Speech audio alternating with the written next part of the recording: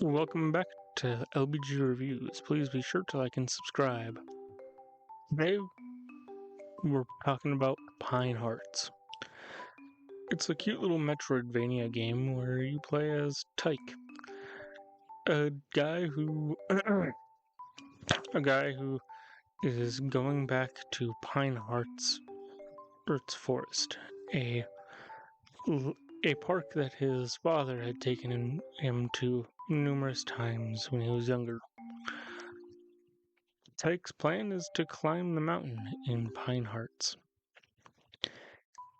And as you play through the game, you learn more about Tyke's father.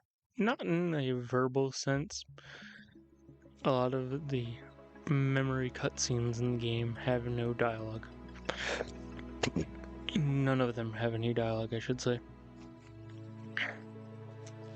But basically, the game is a metroidvania, and that means that you gain access to an ability or tool, and then if you think back to earlier sections of the game, you realize, wait a minute, I can now go do this back at this area. So like as an example, at the start of the game, you get given a hammer, which allows you to break boulders that have cracks running through them. And then as you explore a cave that you get tasked with clearing a pathway through, you then remember a time from Tyke's father. No, Tyke remembers something from his childhood, and his dad taught him how to push over trees that were ready to fall over, basically. And with that, you gain the ability to push over trees.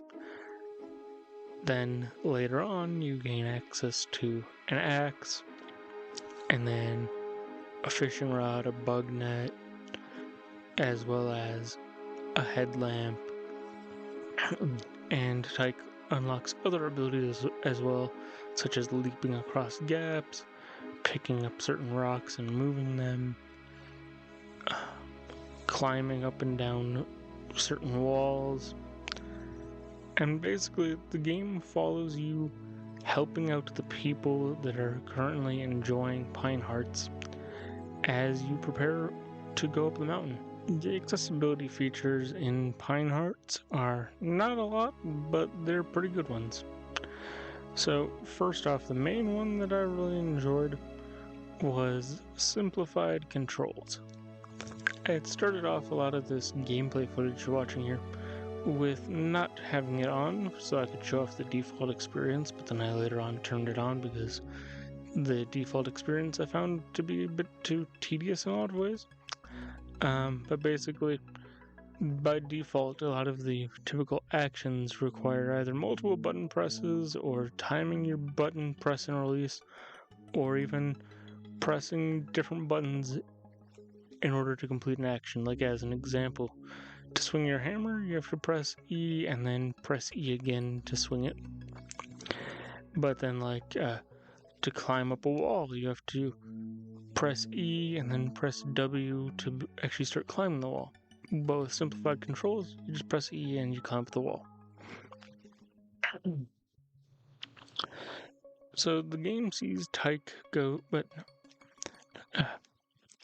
the other accessibility feature is simplifying down, basically it's color blocking, simplifying down the way that a lot of objects in the game look to make it easier to pick out different objects. So like as an example, it would be removing a lot of the detail colors away from a lot of the interactable objects. So like as an example, rather than having all of the pushable trees have little bits of green and a lighter brown on them, it would make them all that darker brown to make it more obvious.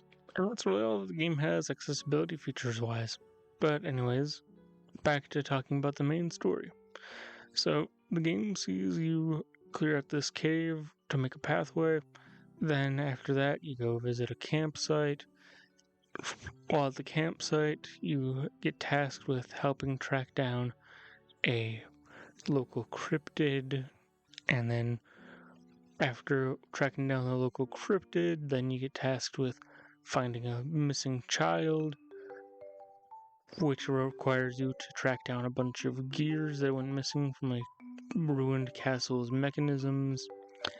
Then, after rescuing that child, you get tasked with going to a caravan camp and helping out with solving a crow problem. Then, from the caravan camp, you go to a golf course where you basically help out the groundskeeper with all of his various chores. Then, from there, you go down to the beach and the tide pools to help out with repairing an old sea captain's ship.